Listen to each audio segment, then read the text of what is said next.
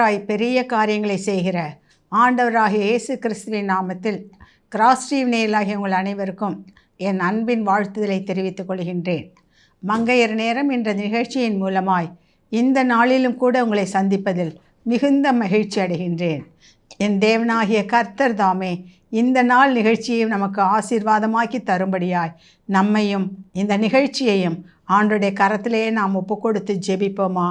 தகப்பனே, இதோ இந்த நிகழ்ச்சியையும் எங்களையும் உம்முடைய கரத்திலே அர்ப்பணிக்கிறோம் ஐயா. அனைத்தும் உம்முடைய திருவுள சித்தத்தின் பிரகாரம்தான் நடக்கிறது சுவாமி. எங்களுடைய விருப்பத்தின்படி அல்ல தகப்பனே, எங்களுடைய எதிர்பார்ப்பின்படி அல்ல. என் தேவனாகிய கர்த்தர் தகப்பனே, இதற்கென்று நீர் ஒரு நோக்கத்தை வைத்திருக்கிறீர் சுவாமி. இதற்கென்று ஒரு திட்டத்தை வைத்திருக்கிறீர் ஆண்டவரே. தகப்பனே, அந்த நோக்கம் நிறைவேறுவதற்கு இதோ எங்களை உம்முடைய கரத்திலே கருவிகளாக ஒப்புக்கொடுக்கிறோம் ஐயா. எடுத்து நீர் பிரயோஜனப்படுத்துவீராக. உம்முடைய பிள்ளைகளாகிய எங்களுக்கு நீர் எதை போதிக்க விரும்புகிறீரோ அதை நாங்கள் கேட்டு உணர்ந்து கொள்ளும்படியாய் எங்கள் ஒவ்வொருவரையும் பரிசுத்த ஆவியானவருடைய வல்லமையினால் நீர் இடைக்கட்டும்படியாய் ஜெபிக்கிறேன். தேவ பலத்தால் எங்களை நிரப்பும்படியாய் ஜெபிக்கிறேன் சுவாமி. அசதியாய் இராதபடிக்கு, நிர்விசாரமாய் இராதபடிக்கு தேவ வார்த்தை வருகிறது என்று சொல்லி அது எங்களுக்குள் பெரிய கிரியையை நடப்பிக்கும் என்று அப்படிப்பட்டதான ஒரு எதிர்பார்ப்போடு கூட நாங்கள் காத்திருக்கிறோம் ஆண்டவரே. தகப்பனே, பரத்திலிருந்து வருகின்ற குரல் எங்கள் காதுகளில் ஒலிக்கட்டும் சுவாமி. எங்கள் இதய கதவுகளை நீர் திறந்து கொடும் ஆண்டவரே. தகப்பனே, நாங்கள் இதன் மூலமாய் மிகுதியான நன்மைகளை பெற்று அனுபவிக்க, மற்றவர்களோடு கூட இதை குறித்து நாங்கள் பேச என் தேவன் கிருபை தருவீராக. உம்முடைய கிருபைக்குள்ளாக ஒப்பு கொடுத்து ஜெபிக்கிறேன். பரிசுத்த ஆவியானவர் தாமே ஆளுகை செய்வாராக. மீட்பர் இயேசு கிறிஸ்துவின் மூலம் பிதாவே, ஆமென், ஆமென். நாம் இன்றைக்கு தியானிக்கும்படியாக எடுத்துக்கொண்ட வேத வசனம் சங்கீதங்களின் புத்தகம் 9ஆம் அதிகாரம் 9வது வசனம். சங்கீதம் 9:9. சிறுமைப்பட்டவனுக்கு கர்த்தர் அடைக்கலமானவர், நெருக்கப்படுகிற காலங்களில் அவரே தஞ்சமானவர். கிறிஸ்துவுக்குள் பிரியமானவர்களே, எத்தனை ஒரு ஆறுதலான வசனம் பாருங்கள். வசனம் சொல்லுகிறது, சிறுமைப்பட்டவனுக்கு கர்த்தர் அடைக்கலமானவர். சிறுமைப்பட்டவனுக்கு கர்த்தர் அடைக்கலமானவர், நெருக்கப்படுகிற காலங்களிலே அவரே தஞ்சமானவர். இப்பொழுதெல்லாம் எல்லோரும் மனிதர்களாக நாம் ஒவ்வொருவர் உலகத்தில் வாழ்ந்து கொண்டிருக்கிற அனைவரும், படித்தவர்களோ படிக்காதவர்களோ, பணக்காரர்களோ ஏழைகளோ, அந்தஸ்தில் உயர்ந்தவர்களோ சாழ்ந்தவர்களோ, யாராக இருந்தாலும் சிறுமைப்படுகிற ஒரு காலகட்டத்திற்குள்ளாகத்தான் நாம் சென்று கொண்டிருக்கின்றோம். முன்பெல்லாம் நன்றாக படித்தால் வெளிநாட்டுக்கு போனால் நல்ல சம்பாதிக்கலாம், பொருளாதார நிலையிலே உயரலாம், வசதியாக வாழலாம், இப்படிப்பட்ட எதிர்பார்ப்புகள் எல்லாம் இருந்தது ஒரு காலம். ஆனால் இந்த காலகட்டத்திலே பாருங்கள், படித்தவர்கள், பெரிய பதவியில் இருப்பவர்கள், நாட்டை விட்டு வெளியே சென்றவர்கள் இன்றைக்கு எத்தனை பேர் கண்ணீரும் கம்பளையுமாக இருக்கிறார்கள். அந்த நாடுகளிலே எவ்வளவாய் சிறுமைப்படுத்தப்படுகின்றார்கள். அதற்கு யார் காரணம்? நீ காரணமா, நான் காரணமா? அந்த காரணத்தை நாம் இப்பொழுது பேச வரவில்லை. அதை பற்றி சிந்திப்பதற்கு நமக்கு தேவையில்லை. ஆனால் ஒரு காரியத்தை புரிந்து கொள்ள வேண்டும். எல்லா இடத்திலும் எல்லா மக்களும் சிறுமைப்படுத்தப்படுகின்றார்கள். மதத்தின் அடிப்படையில் சிறுமைப்படுத்தப்படுகின்றார்கள். அதே போல் ஜாதியின் அடிப்படையில் சிறுமைப்படுத்தப்படுகின்றார்கள். அந்தஸ்தின் அடிப்படையில் சிறுமைப்படுத்தப்படுகின்றார்கள். பொருளாதார ரீதியாக சிறுமைப்படுத்தப்படுகின்றார்கள். கிறிஸ்துவுக்குள் பிரியமானவர்களே, ஆனால் வேதம் சொல்லுகிறது, சிறுமைப்பட்டவனுக்கு கர்த்தர் அடைக்கலமானவர். சிறுமைப்பட்டவனுக்கு கர்த்தர் அடைக்கலமானவர், நெருக்கப்படுகிற காலங்களில் அவரே தஞ்சமானவர். இதை மட்டும் நாம் ஒவ்வொருவரும் உணர்ந்து கொண்டோம் என்று சொன்னால், எந்த சூழ்நிலைகள் வந்தாலும், எத்தனை வேதனைகள் வந்தாலும், எவ்வளவு சிறுமைப்பட்டாலும், எவ்வளவு ஒதுக்கப்பட்டாலும், எவ்வளவு நம்மை அவமானப்படுத்தினாலும் நாம் அசந்து போவதில்லை. இன்றைக்கு ஏன் தற்கொலைக்கு நேராக செல்கின்றார்கள்? காரணம் என்ன? இரவு பகலாக படிக்கின்றேன், நல்லா பரீட்சை எழுதினேன், ஆனால் மார்க்கு சரியாக வரல, நான் எதிர்பார்த்த கோர்ஸில் என்னால் சேர முடியல. உடனே போய் அவர்கள் தற்கொலைக்கு நேராக செல்கின்றார்கள். கடன் பிரச்சனை மிக அதிகமாகிவிட்டது, செலுத்துவதற்கு ஒரு வழியும் இல்லை, எல்லோரும் என்னை கேவலமாக பேசுகிறார்கள், கடன் கொடுத்தவர்கள் என்னை அவமானப்படுத்துகிறார்கள், இதை என்னால் தாங்கிக் கொள்ள முடியவில்லை, சிறுமைப்படுத்தவனாக நான் இருக்கின்றேன், என் மூலமாக என் குடும்பத்தையே அவர்கள் சிறுமையாக எண்ணுகின்றார்கள், எனவே தற்கொலைக்கு நேராக. இன்றைக்கு குடும்பங்களிலே பிரச்சனைகள் வருகிறது என்று சொன்னால், கிறிஸ்துக்குள் பிரியமானவர்களே, இன்றைக்கி தற்கொலைகளும் கொலைகளும் வழிப்பறிகளும் கொள்ளைகளும் அதிகமாகிக் கொண்டே போகிறது என்று சொன்னால், அதற்கு அடிப்படை காரணம் என்னவென்று பார்த்தால் சிறுமைப்பட்டது தான் காரணம். ஏன் ஒருத்தன் ஒரு பெரிய டெரரிஸ்டாக மாறுகிறான் என்று கொஞ்சம் அவனுடைய பேக்ரவுண்டு, அவனுடைய ஃபேமிலியை யோசித்து பார்த்தீங்கன்னா, அவன் நல்லா படித்தவனாக தான் இருப்பான், நல்ல ஒரு நிலைமையில் வரணும்னு ஆசையோடு படித்து கொண்டு இருந்திருப்பான். ஆனால் நடந்த காரணம் அவனுக்கு எந்த வேலையும் உருப்படியாக கிடைக்காது. கிடைக்கிற வேலையிலேயும் சம்பளம் ரொம்ப குறைவாக இருக்கும். சரி, ஒரு தொழிலை ஆரம்பிக்கலாம் என்று போயிருப்பான், அந்த தொழிலையே வெற்றி இருக்காது. இங்கே குடும்பம் கடன் வாங்கி அவனை படிக்க வைத்திருக்கும், ஆனால் அவனிடமிருந்து அவர்கள் எதிர்பார்க்கின்ற வருமானம் வராமல் இருக்கும். ஆகவே அந்த இடத்திலே அவன் சிறுமைப்படுகின்றான். எனவே இந்த சூழ்நிலை தான் அவனை எப்படியாவது குறுக்கு வழியில் போய் சம்பாதித்து குடும்பத்தை உயர்த்த வேண்டும் என்ற அந்த எண்ணத்தை உருவாக்கி அவனை ஒரு தீவிரவாதியாக மாற்றி விடுகிறது. ஆக எல்லாவற்றிற்கும் நாம் யோசித்து பார்த்தோம் என்று சொன்னால், கிறிஸ்துவுக்குள் பிரியமானவர்களே, அந்த பேக்ரவுண்ட் என்னவாக இருக்கும்? சிறுமைப்பட்டது தான் அதற்கு காரணமாக இருக்கும். ஒரு சில கொலையாளிகளை பார்த்து கேட்டால் என்ன சொல்லுவாங்க? என் குடும்பத்தில் எனக்கு அருமையானவர்களை அவர்கள் கொலை செய்தார்கள், நான் சிறுமைப்படுத்தப்பட்டேன், என்னை அவமானப்படுத்தினார்கள், அதற்கு பதிலுக்கு பதில் வாங்கத்தான் நான் இதை செய்தேன். சிறுமைப்பட்டவர்கள். இதை கேட்டுக்கொண்டிருக்கின்ற அன்பான சகோதரனே, சகோதரியே, சில கொள்ளை அடிப்பவர்களை கேட்டால் அவர்கள் சொல்லுகின்ற காரியம் என்ன தெரியுமா? பணக்காரர்கள் வளர்ந்து கொண்டே போகின்றார்கள், ஏழை எளிய மக்களுக்கு ஒன்றுமே கிடைக்க மாட்டேன் என்கிறது, எனவே அவர்களிடம் கொள்ளையடித்து நாங்கள் இவர்களுக்கு உதவி செய்கிறோம். இது தப்பான சைக்காலஜி, தப்பான ஃபிலாசபி. ஆனால் அவங்க சொல்கிற ஒரு காரியம் என்னென்னா, சிறுமைப்படுத்தப்படுகின்றார்கள். அந்நிய நாட்டிலே சிறுமைப்படுத்தப்படுகின்றார்கள், சொந்த நாட்டிலே ஜாதியின் அடிப்படையில், மதத்தின் அடிப்படையில் சிறுமைப்படுத்தப்படுகின்றார்கள். இதெல்லாம் ஒரே வீட்டுக்குள்ளாரே படித்தவனுக்கு ஒரு மரியாதை, படிக்காத பிள்ளைக்கு ஒரு மரியாதை, சம்பாதிப்பவனுக்கு ஒரு மரியாதை, சம்பாதிக்க முடியாதவனுக்கு ஒரு, இப்படி தானே நடந்து கொண்டிருக்கின்றது. ஆகவே தன் குழப்பங்கள், வேதனைகள் எல்லாம் நிரம்பிக் கொண்டிருக்கின்றன. ஆக ஆண்டவர் இன்றைக்கு பார்த்து சொல்கிறாரு, நீங்கள் எந்த ஆங்கிளில், எப்படிப்பட்ட கோணத்தில் நீங்கள் சிறுமைப்படுத்தாலும் சிறுமைப்பட்டவனுக்கு கர்த்தர் அடைக்கலமானவர். இதை நல்லா புரிந்து கொள்ள வேண்டும். இந்த வசனத்தை உங்கள் உள்ளத்தில் நீங்கள் எழுதி கொள்ளுங்க. யார் உங்களை சிறுமைப்படுத்தினாலும் வீட்டில் சொல்லலாம், உன்னால் ஒரு பிரயோஜனமும் இல்லை, எந்த பிரச்சனை ஒன்றுமே இல்லை, ஒரு பணம் சம்பாதிக்க முடியுதா, தண்டமாக உட்காந்து சாப்பிட்டு கொண்டு சிறுமைப்படுத்தப்படுகின்றோம். எப்பொழுது பார்த்தாலும் உனக்கு இதே வேலை தான், இந்த வியாதி அந்த வியாதி இது அது என்று சொல்லி உன்னுடைய நோய்க்கு செலவழித்தே என்னுடைய வருமானம் எல்லாம் போய்விடுகிறது. சிறுமைப்படுத்தப்படுகின்றார்கள். கிறிஸ்துவுக்குள் பிரியமானவர்கள், அவர்கள் மனம் நொந்து போவதற்கு காரணம் வியாதியின் கொடுமை தாங்க முடியாமல், மற்றவர்களுடைய அந்த வசைச்சொல் தாங்க முடியாமல் அநேகர் வேண்டாத ஒரு முடிவை எடுக்கிறார்கள் என்று சொன்னால், அதற்கு காரணம் அவங்களுக்கு ஒன்று புரியல.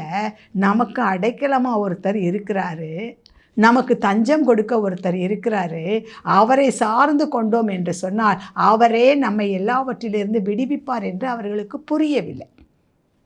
அதை நாம் முதலாவது புரிந்து வைத்திருக்கின்றோமா? கிறிஸ்துவர்கள் என்று சொல்பவர்கள் புரிந்து வைத்திருக்கின்றோமா? இந்த செய்தியை ஏன் கேட்க வந்திருக்கிறீர்கள்? கர்த்தர் மீது உள்ள விசுவாசத்தினால், அவருடைய வார்த்தையின் மீது உள்ள நம்பிக்கையினால் வந்திருக்கிறீர்கள். முதலாவது நாம் அதை ஏற்றுக்கொள்கின்றோமா? சிறுமைப்பட்டவர்களுக்கு அவர்தான் அடைக்கலம் என்று நாம் வந்து அண்டி இருக்கின்றோமா? இதை கேட்டுக்கொண்டிருக்கின்ற அன்பான சகோதரனே, சகோதரியே, கர்த்தர் உன்னைத்தான் அழைக்கிறார். நீ எந்த விதத்தில் நீ நெருக்கப்பட்டிருக்கிறியோ, நீ எந்த இடத்துல துவண்டு போயிருக்கின்றாயோ, நீ எந்த இடத்துல பலவீனப்பட்டு இருக்கின்றாயோ, நீ எந்த இடத்துல அவமானப்பட்டு இருக்கின்றாயோ, அந்த இடத்துல தேவன் உன்னை உயர்த்துவதற்கு அவர் வல்லமை உள்ளவராக இருக்கின்றார். அவர் வல்லமை உள்ளவராக இருக்கின்றார். அதை முதலாவது உணர்ந்து கொள்ள வேண்டும். ஆண்டவருடைய ஆதங்கம் அதுதான். இந்த பிள்ளைகள், செய்தியை கேட்கிற பிள்ளைகள் முதலாவது அதை உணர்ந்து கொள்ளட்டும். சிறுமைப்பட்டவனுக்கு கர்த்தர் அடைக்கலமானவர், நெருக்கப்படுகிற காலங்களில் அவரே தஞ்சமானவர் என்பதை புரிந்து கொள்ளட்டும். அதற்கு நிறைய உதாரணத்தை தன்னுடைய பரிசுத்தவான்கள் மூலமாக கர்த்தர் நமக்கு கற்றுக் கொடுத்திருக்கின்றார். ஆதியாகமத்தின் புத்தகம் 41ஆம் அதிகாரத்தில் 52வது வசனத்தை பாருங்கள். 41:52. நான் என்று இங்கே யோசேப்பு சொல்கின்றார். நான் சிறுமைப்பட்டிருந்த தேசத்தில் தேவன் என்னை பலுக பண்ணினார் என்று சொல்லி இளையவனுக்கு எப்பிராயீம் என்று பெயரிட்டான். பாருங்க, நான் சிறுமைப்பட்டிருந்த தேசத்தில், அந்த எகிப்து தேசத்துக்கு வந்த பொழுது அவன் எப்படியாக வந்தான்? ஒரு அடிமையாக வந்தான். போத்திபார் அரண்மனையில் ஒரு வேலைக்காரனாக இருந்தான். குற்றம் சாட்டப்பட்டான். ஒரு கைதியாக சிறைச்சாலையில் இருந்தான். எவ்வளவு சிறுமைப்பட்ட நாட்கள். நன்மை செய்தவர்கள் இவனுடைய நன்மையை நினைத்து பார்க்கவில்லை. நன்றி மறந்த அந்த ஒரு கூட்டத்திற்குள்ளாக அவன் இருந்தான். அந்த சிறுமைப்பட்ட அந்த தேசத்தில் கர்த்தர் என்ன செய்தார்? அந்த சிறைச்சாலையிலிருந்து அவனை தூக்கி அந்த தேசத்தின் அதிபதிக்கு அடுத்த ஸ்தானத்தை கொடுத்து பலுகி பெருக பண்ணினார். எந்த இடத்திலும் நம்மை உயர்த்த தேவனால் கூடும் என்பதை ஒரு நாளும் மறந்து விடாதீர்கள். எந்த நிலைமையில் இருந்தால் நம்மை உயர்த்த அவரால் கூட. உலக பிரகாரமான காரியங்கள், நிறுவனங்கள், அந்த வேலைக்கெல்லாம் போனால் தான் அதுக்கு குவாலிஃபிகேஷன் வேணும். இவ்வளோ படிச்சிருக்கணும், இவ்வளோ ட்ரெயினி இருக்கணும், இவ்வளோ எக்ஸ்பீரியன்ஸ் இருக்கணும். நம்ம ஆண்டவருக்கு அதெல்லாம் ஒன்றுமே தேவையில்லை, ஒன்றுமே தேவையில்லை. இங்கே பாருங்கள், அடிமையாக விற்கப்பட்டான், ஒரு வேலைக்காரனாக ஒரு வீட்டில் இருந்தான், குற்றம் சாட்டப்பட்டான், குற்றவாளியாக ஒரு சிறைச்சாலையில் இருந்தான். அப்படிப்பட்ட சிறுமைப்பட்டவனை என் தேவன் அந்த தேசத்திலே எந்த இடம் எங்கே சிறுமைப்பட்டானோ அதே எகிப்து தேசத்தில் அவனை பலுகி பெருக பண்ணினார். அதை யோசேப்பே சொல்கிறார். ஆதியாகமம் 41:52. நான் சிறுமைப்பட்டிருந்த தேசத்தில் தேவன் என்னை பலுக பண்ணினார் என்று சொல்லி இளையவனுக்கு எப்பிராயீம் என்று பெயரிட்டான். இதை கேட்டுக்கொண்டிருக்க அன்பான சகோதரனே, சகோதரியே, உங்கள் வாழ்க்கையிலும் கூட நீங்கள் எப்படிப்பட்ட நிலைமையில் இருந்தாலும் உங்களை உயர்த்துவதற்கு என் தேவனால் கூடும், என் தேவனால் கூடும். தாவீது என்ன பெரிய இடத்துல, பெரிய அந்தஸ்தில், பெரிய படிப்பு படிச்சுட்டு அரசாங்க உத்தியோகத்தில் இருந்தாலும் அவங்க அண்ணெல்லாம் அரசாங்க உத்தியோகத்தில் இருந்தாங்க. இவன் ஆடு மாடுகளை தான் மேய்த்து கொண்டிருந்தான். ஆனால் ஆடுகளின் பின்னே சென்று அவரை அரசனாக உயர்த்த என் தேவனால் கூடும் என்று சொன்னார். உங்களையும் உயர்த்த, எந்த நிலைமையில் இருந்தாலும் உங்களையும் உயர்த்த என் தேவனால் கூடும், என் தேவனால் கூடும். ஏனென்றால் சிறுமைப்பட்டவனுக்கு அவரே அடைக்கலமானவராக இருக்கின்றார். நெருக்கப்படுகிற காலங்களில் அவரே தஞ்சமானவர். அது மட்டுமல்ல, நியாயாதிபதிகளின் புத்தகம் 6வது அதிகாரத்தில் பார்த்தோம்னா, இஸ்ரவேல் புத்திரர் கர்த்தருக்கு பிரியமில்லாத காரியத்தை செஞ்சதுனால அவர் என்ன செய்தார்? எதிரிகள் கையில் ஒப்பு கொடுத்துட்டார். இவங்க கஷ்டப்பட்டு உழைப்பாங்க, விதைப்பாங்க, தண்ணீர் பாய்ச்சுவாங்க, உரம் போடுவாங்க, அதெல்லாம் இந்த எதிரி பார்த்துக்கிட்டே இருப்பான். நல்லா விளைஞ்சி விளைச்சல் வந்து அறுவடை செய்கிற நேரத்தில் அவன் இறங்கி வந்து என்ன செய்வான்? எல்லாத்தையும் அறுத்துக்கிட்டு போயிடும். ஆக இவர்களுடைய உழைப்பின் பலனை சத்ருவானவன் திருடி கொண்டு போய்விடுவான். அப்படிப்பட்ட ஒரு காலகட்டம் தான். அந்த மீதியானியர் வந்து இஸ்ரவேல் மக்களை கொள்ளையடித்து கொண்டு போய்விடுவார்கள். அப்படிப்பட்ட ஒரு காலகட்டத்தில் தான் நியாயாதிபதிகள் 6ஆம் அதிகாரம் 6வது வசனம் சொல்கிறது, இப்படி மீதியானியராலே இஸ்ரவேலர் மிகவும் சிறுமைப்பட்டார்கள். அப்பொழுது இஸ்ரவேல் புத்திரர் கர்த்தரை நோக்கி முறையிட்டார்கள்.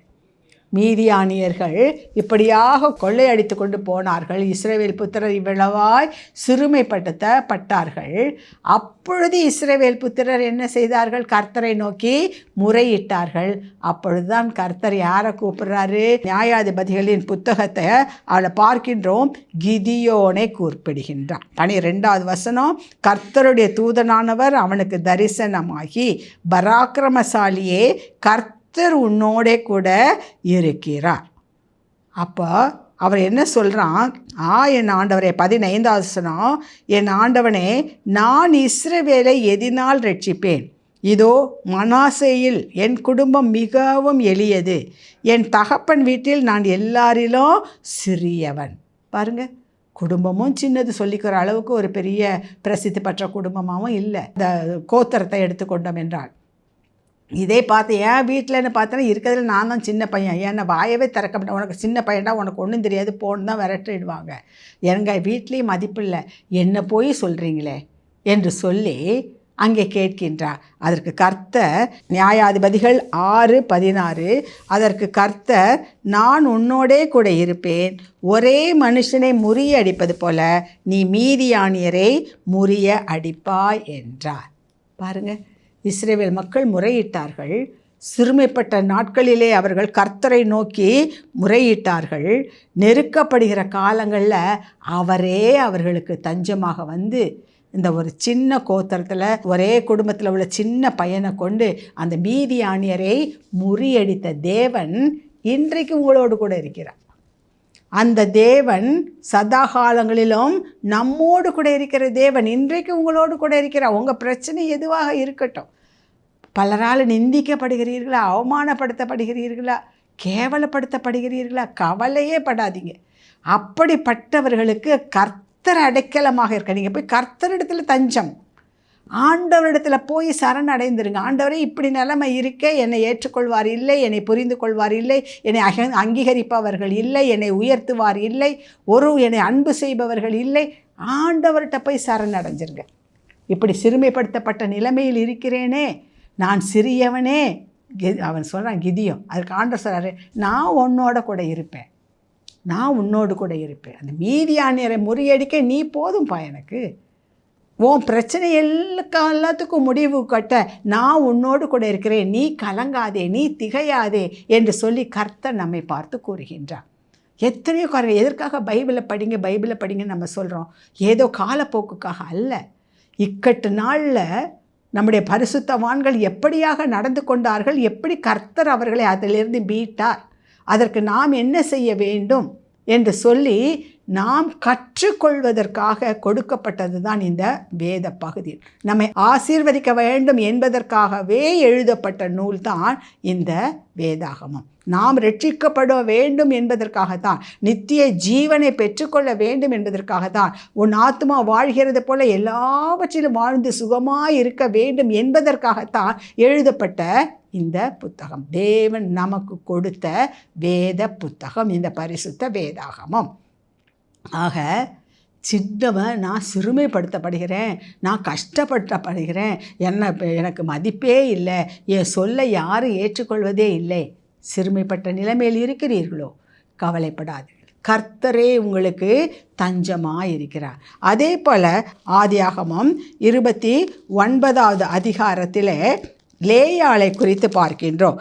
ஆதியாகமம் 29ஆம் அதிகாரம் 30வது வசனம், யாக்கோபு ராகேலையும் சேர்ந்தான், லேயாளை பார்க்கிலும் ராகேலை அவன் அதிகமாய் நேசித்து பின்னும் 7 வருஷம் அவளிடத்தில் சேவித்தான். 31, லேயாள் அற்பமாய் எண்ணப்பட்டாள் என்று கர்த்தர் கண்டு அவள் கற்பம் தரிக்கும்படி செய்தாள். ராகேலோ மலடியாக இருந்தாள். பாருங்கள், யாக்கோபுக்கு ராகேல் மேலே தான் பிரியம். அதுக்காக தான் அவன் வந்தான், உழைச்சான், எல்லாம் பண்ணான். ஆனால் ஒரு காரியமும் நடக்கலை. அவன் லாபானால் ஏமாற்றப்பட்டான். அதற்கு பிறகு மறுபடியும் ஒரு 7 வருஷம் உழைச்சி அது முதலாவதாக லேயாளை அவனுக்கு அவன் தகப்பன் கட்டி வைத்தான். அதற்கு பிறகு 7 வருஷம் ராகேல். ஆனால் அந்த யாக்கோபுக்கு ராகேல் மேலே தான் பிரியம் இருந்ததே தவிர லேயாள் மேலே இல்லை. ஏன்னா அவள் கொஞ்சம் கூச்ச பார்வை உடையவளாக ராகேலோ மிகுந்த சௌந்தரியம் உள்ளவளாக இருந்தாள். ஆனால் நடந்த காரியம் என்ன? 31 சொல்கிறது, லேயாள் அற்பமாய் எண்ணப்பட்டாள் என்று கர்த்தர் கண்டு அவள் கற்பம் தரிக்கும்படி செய்தார். ராகேலோ மலடியாக இருந்தாள். அற்பமாய் எண்ணப்பட்டிருக்கின்றீர்களோ, குறைவாக எடை போடுகின்றார்களோ, உங்களை பற்றி தவறான எண்ணம் கொண்டு இருக்கின்றார்களோ, கவலைப்படாதீங்க, உங்களை பார்த்துக்கிட்டு தான் இருக்கா. கர்த்தர் உங்களை பார்த்து கொண்டு இருக்கின்றார். நீங்கள் எப்படியெல்லாம் சிறுமைப்படுத்தப்படுகிறீங்க, நீங்கள் எப்படியெல்லாம் கஷ்டப்படுத்தப்படுகிறீங்க, நீங்கள் எப்படியெல்லாம் மன நோவாகும்படியாக மக்கள் உங்களை பேசுகின்றார்கள், எப்படியாக மனம் உடைந்து போகும்படியான காரியங்கள் சூழ்நிலைகள் இருக்கிறது. எல்லாம் இருண்டு போய் வெளியே வருவதற்கு ஒரு அடையாளம் கூட இல்லாத நிலைமையிலே, சிறுமைப்பட்ட நிலைமையிலே, அடைக்கப்பட்ட நிலைமையிலே, ஒடுக்கப்பட்ட நிலைமையிலே, அவமானப்பட்ட நிலைமையிலே நீங்கள் இருக்கிறீர்களா? கவலைப்படாதீர்கள், கர்த்தர் உங்களை பார்க்கிறார்.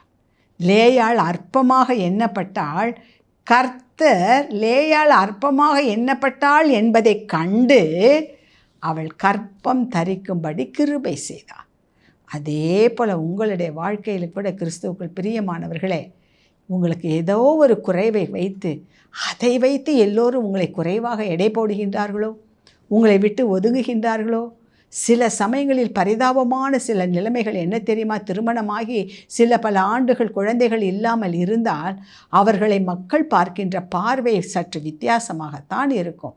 ஒரு நல்ல சுப காரியங்களிலே அவர்கள் முன்னே வந்து நிற்பதற்கு அவர்கள் அனுமதிப்பது இல்லை, கேவலமாக பேசுவார்கள். இப்பொழுதெல்லாம் அந்த ட்ரெண்ட் குறைந்து விட்டது. ஆனால் சில வருடங்களுக்கு முன்பதாகலாம் திருமணமாகி 1 வருடம் பார்ப்பார்கள், 2வது வருடம் பிள்ளையே இல்லையா, அதை ஒரு கேவலமாக கேட்பார்கள். கிறிஸ்துவுக்குள் பிரியமானவர்களே, அதே போல் இன்றைக்கும் கூட பிள்ளை இல்லை என்று சொன்னால் அதனால் அவளை ஒதுக்கிவிட்டு வேறு ஒரு திருமணம் செய்கின்ற ஒரு கூட்டமும் இருந்து கொண்டு தான் இருக்கின்றது. பிள்ளை இல்லை என்பதற்காக எந்த ஒரு நல்ல சுப காரியங்களிலும் அவர்களை முன்பதாக வைத்து அவர்கள் நடத்த மாட்டார்கள். சில இடங்களில் இன்னும் பயங்கரமாக இருக்கும். ஒரு குழந்தைக்கு பர்த்டே என்று சொன்னால், ஒரு சீமந்தம் என்று சொன்னால், அல்லது வேறு ஏதாவது அவர்களுக்கு செய்ய வேண்டிய சடங்கு முறைகள் அப்படி இருக்கும் என்று சொன்னால், இப்படிப்பட்ட பெண்களை அனுமதிக்க மாட்டார்கள், சிறுமைப்படுத்தப்படுகின்றார்கள். அப்படிப்பட்ட நிலைமையில் எத்தனை பேர் இருக்கின்றார்கள்? கிறிஸ்துக்குள் பிரியமானவர்களை சற்று யோசித்து பாருங்கள். படித்து வேலைக்கு இல்லாமல் 1 வருஷம் 2 வருஷம் 3 வருஷம் இருந்து விட்டாலே அந்த வீட்டில் நீங்கள் எவ்வளவாய் சிறுமைப்படுத்தப்படுகின்றீர்கள் என்று சற்று யோசித்து பாருங்கள். ஆனால் நீங்கள் சிறுமைப்பட்டதை, மற்றவர்களால் அவமதிக்கப்படுவதை, மற்றவர்களால் புறக்கணிக்கப்படுவதை என் கர்த்தர் கண்டு அதிலிருந்து நீங்கள் மீட்கும்படியான ஒரு போக்கை அவர் உண்டாக்க வல்லமை உடையவராக இருக்கிறார். லேயாள் அற்பமாய் எண்ணப்பட்டாள் என்பதை கண்டு கர்த்தர் அவள் கற்பத்தை ஆசீர்வதித்தார். இன்றைக்கும் இந்த டிவிக்கு முன்பதாக அமர்ந்து கொண்டு இப்படிப்பட்டதான நிலைமையில் இருக்கிற அன்பான சகோதரி, ஒருவேளை நீயாக இருக்கலாம், அல்லது உன் குடும்பத்தில் உள்ள பிள்ளைகளாக இருக்கலாம். யாருக்காவது இப்படி திருமணமாகி பல ஆண்டுகள் குழந்தை இல்லையே என்று சொல்லி மற்றவர்களால் ஏளனமாக எண்ணப்பட்ட நிலைமையில் இருக்கிறீர்களோ, கவலைப்படாதீர்கள். கர்த்தர் அதை காண்கிறார். ஏற்ற வேளையிலே அவர் உங்களுக்கு சகாய சம்பன்னராக உதவி செய்வார். ஏன்னா அவர் தான் சொல்கிறாரு, சிறுமைப்பட்டவனுக்கு அவர் அடைக்கலமானவர், நெருக்கப்படுகின்ற காலங்களில் அவரே தஞ்சமானவர். 1 சாமுவேலின் புத்தகம் 1ஆம் அதிகாரம் 11வது வசனத்தெல்லாம் பார்த்தீங்கன்னா அங்கே பார்க்குறோம் 2 பேர், பெனினால் அன்னாள். எல்கானாவுக்கு 2 மனைவிகள். முதல் மனைவிக்கு நல்ல குழந்தை இருந்தது, சந்தோஷமாக எல்லாம் இருக்கா. 2வது மனைவிக்கு அன்னாளுக்கு இல்லை. அதனால் அந்த முதல் மனைவி இந்த இவளை எவ்வளவாய் மனமடிவாய் பேசுகின்றாள் என்பதை நம்ம அந்த வேதத்தில் வாசித்தோம்னா மனம் உடைந்து போகின்றாள். மனம் உடைந்து அவளுடைய சிறுமையை பார்த்து அவள் என்ன செய்கிறா தெரியுமா? கர்த்தர்கிட்ட வர. ஏன்னா அவளுக்கு தெரிஞ்சது சிறுமைப்பட்டவனுக்கு கர்த்தரே அடைக்கலமானவர் என்பதை அவர் அறிந்திருந்தாள் அன்னாள். எனவே ஆலயத்திற்கு சென்று தன்னுடைய இருதயத்தில் உள்ளதெல்லாம் அவரிடத்தில் ஊற்றினாள். கர்த்தர் அவள் சிறுமையை பார்த்து அவளை ஆசீர்வதித்து சாமுவேல் தீர்க்கதரிசியை குழந்தையாக கொடுத்தார். இன்றைக்கு அதே தேவன் உயிரோடு இருக்கிறார், அதே வல்லமையோடு இருக்கிறார், அதே ஜெபத்தை கேட்கிறவராக இருக்கிறார். அவர்தான் சொல்லுகிறார், சிறுமைப்பட்டவனுக்கு நான் அடைக்கலம், நெருக்கப்படுகிற காலங்களில் நானே அவர்களுக்கு தஞ்சமாக இருக்கிறேன் என்று சொல்லி என் ஆண்டவர் சொல்லுகின்றார். இதை கேட்டுக்கொண்டிருக்கின்ற அன்பான சகோதரனே சகோதரியே, அதே அந்த சங்கீதம் 9 12வது வசனம் சொல்கிறது, இரத்த பழிகளை குறித்து அவர் விசாரணை செய்யும்போது அவைகளை நினைக்கிறார், சிறுமைப்பட்டவர்களுடைய கூப்பிடுதலை அவர் மறவார். சிறுமைப்பட்டவருக்கு அவரேயும் வந்து உதவி செய்கிறாரு.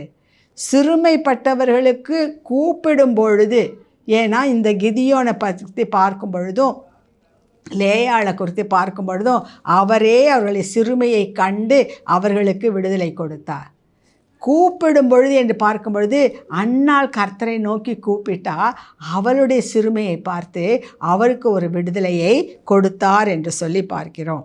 9வது சங்கீதம் 18 சொல்கின்றது, எளியவன் என்றைக்கும் மறக்கப்படுவதில்லை, சிறுமைப்பட்டவர்களுடைய நம்பிக்கை ஒருபோதும் கெட்டு போவதில்லை.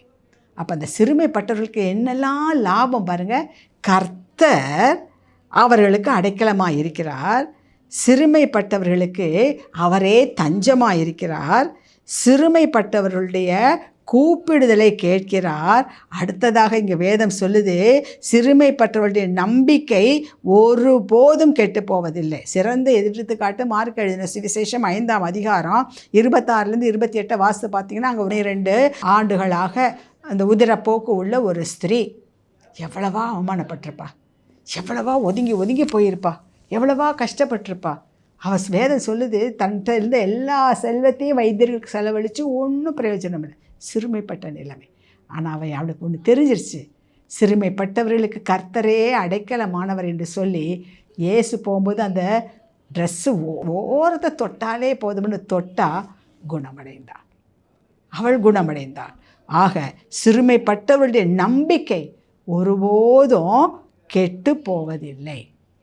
இந்த டிவிக்கு முன்பதாக அமர்ந்திருந்து கேட்டுக்கொண்டிருக்கிற அன்பான சகோதரி சகோதரியே, எப்படிப்பட்ட சூழ்நிலையில் வழக்காடுபடியாக வேண்டாத வழக்குகளை போட்டு கோர்ட்டு கேஸு என்று நடத்தி கொண்டு இருக்கிறார்களோ, வீணான செலவு பண்ணி கொண்டிருக்கிறீர்களோ, அல்லது உங்களுடைய சொத்தை மற்றவர்கள் அபகரித்து கொண்டு இருக்கின்றார்களோ, நியாயமாக வர வேண்டியதை வரவிடாதபடி, ஏன்னா எனக்கு ஆள் பலமும் இல்லை, பண பலமும் இல்லை, எனக்கு எந்த அந்தஸ்தும் கிடையாது, என்னால் என்ன செய்வது என்று தெரியாமல் சிறுமைப்பட்ட நிலைமையில் இருக்கிறீர்களோ, உங்களுக்கு தான் ஆண்டவர் சொல்கிறாரு, சிறுமைப்பட்டவருடைய நம்பிக்கை ஒருபோதும் கெட்டு போவதில்லை. உங்கள் நம்பிக்கை யார் மேலே இருக்கணும்?